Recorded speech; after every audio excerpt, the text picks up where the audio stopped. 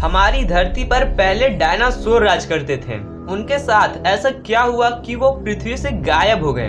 Dinosaur पृथ्वी पर 14 करोड़ सालों तक राज करने पर भी पृथ्वी से कैसे विलुप्त हो गए?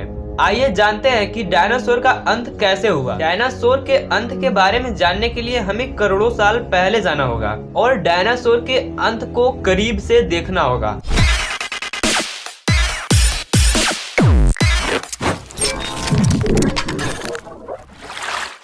आज से लगभग 10 करोड़ साल पहले मौसम बिल्कुल ठीक था।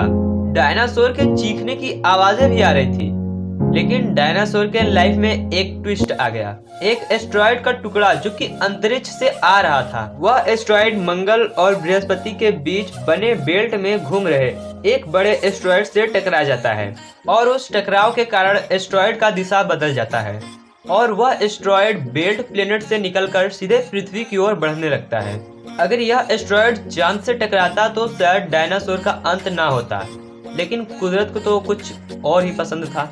जब वह एस्ट्रॉयड पृथ्वी के एटमॉस्फेयर के कांटेक्ट में आया तो उसकी स्पीड और तेज हो गई।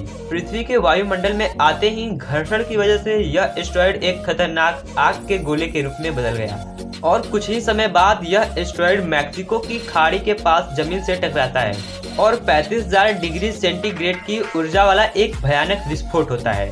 एस्ट्रॉयड के गिरने के बाद 16 मिनट 40 सेकंड के बाद धरती के अंदर चारों तरफ 11.1 तीव्रता की भूकंप की तरंगें उठने लगी, जिस कारण समुद्र में बड़ी लहरों का निर्माण हुआ और सुनामी की लहरें चारों तरफ बढ़ने लगी। इस तरंग के कारण सभी ज्वालामुखी दहक उठे और डायनासोर का विनाश होना शुरू हो गया और रेडिएशन की मात्रा इतनी बढ़ गई कि 800 किलोमीटर के कांटेक्ट में आने वाले सभी जीव जंतु जलकर राख हो गए। इस महाविनाश में उड़ने वाले डायनासोर तो जमीनी खतरों से बच निकले, लेकिन यह तो बस शुरुआत थी। विस्फोट की वजह से लाखों टन मेटल, पत्थर और धूल ऊपर चले गए थे, लेकिन टकराव के 40 मिनट के बाद ग्रेविटेशनल फोर्स के कारण वो सभी मेटल जो ऊपर चले गए थे वो आग के गोले बनकर बरसने लगे। गर्म हवाओं का टेम्परेचर 100 डिग्री सेंटीग्रेड से ज्यादा होने के कारण पृथ्वी के पेड़ पौधों की आबादी जलकर नष्ट हो गई। विस्फोट के 90 मिनट के बाद अर्थ का टेम्परेचर 200 डिग्री सेंटीग्रेड हो गया था। इससे धरती की 90% प्रजाति जलकर खत्म हो गई। जो धरती पर 10% जीव बच गए थे, उनमें से बड़े जीवों को खाना न मिलने की वजह से वह भूख से मर गए। लेकिन यह विस्फोट छोटे जीवों के लिए वरदान साबित हुआ।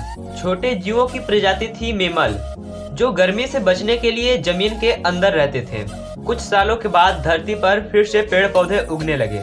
एडॉप्टेड रेडिएशन की प्रक्रिया की वजह से बहुत सारी प्रजातियां जन्म लेने लगी। यह प्रजातियां बंदर जैसी थी। फिर समय और हालातों के साथ यह सीधे और खड़े होकर चलने लगे। धरती के दो बड़े महाद्वीप एक दूसरे के पास आने लगे, जिनसे हिमालय पर्वत खड़ा होने लगे।